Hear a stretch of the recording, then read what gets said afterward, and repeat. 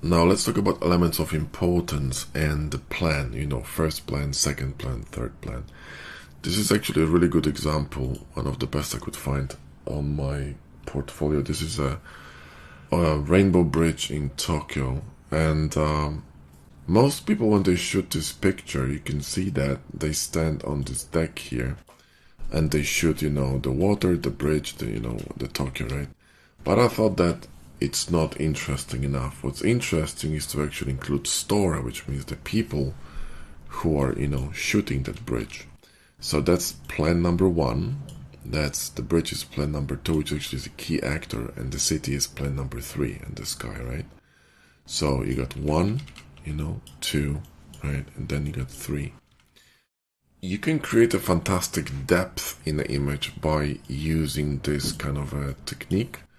So you can include, the foreground, the middle ground, and the background. This is very often used in landscapes when, landscape is created. You got some flowers in the foreground, you got some lake in the middle ground, and mountains in the background, right? It's a very common technique. This is not an example, maybe not so prominent, but also interesting that you got, first plan, very strong, then you got second plan, and you got third plan, okay? So 1, 2, 3.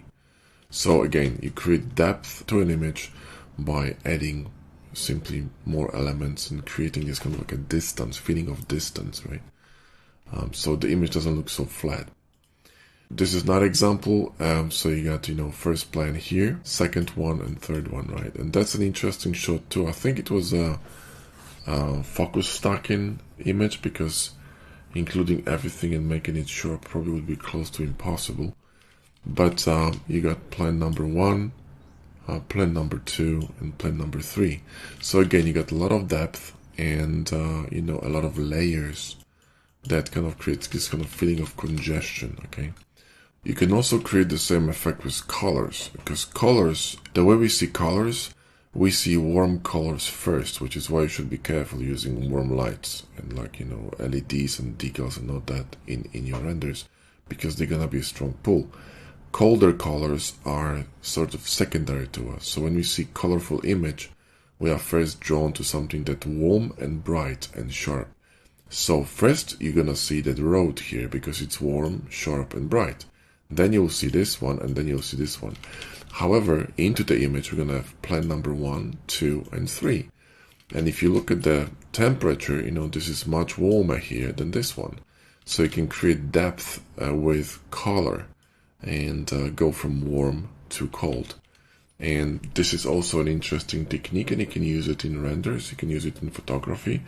And of course, you can just do it in post-processing very easily by simply adding some cyan in the background and warmer tones in the foreground. So creating depth to an image is very important, because you can enhance the story, but also you can make your image look richer and deeper and sort of more complex, and it's just there's so many things to look at in here, because you can look at very different people and the interactions between them. You can admire the bridge, but you can also admire the Tokyo and the sunset, right? So you got so many elements here coming in together. Now I'm looking at this image, guys. I've noticed something that really annoys me. Are you seeing this person here holding this camera with this very bright monitor? That's a really strong pull. I wonder if it would look better if I removed this. See, I haven't noticed it before, but I think it might look better. Let me just see here if I'm gonna remove that, if it's going to be better. Let me see now. We could actually remove it in a way that we kind of, remove it completely, and then we dial it down like this. So you get a hint of some light here, but it's not really that poking, okay? Yeah. So you see, even the years after, I should have 6 years ago, 7, 6, well, I don't know. You can find, things that you can improve in your composition. You could also use depth to create elements of importance. So for example, here we got, this first plan. Here, second plan, the main object, and third plan, right? But I'm using the rooftops of these buildings and the trees to frame this main feature, which is actually details of this roof, right? That's one of the temples in, I think, Kamakura in Japan. So you could use your, foreground and background or elements of the second or third plan to frame something and give it importance.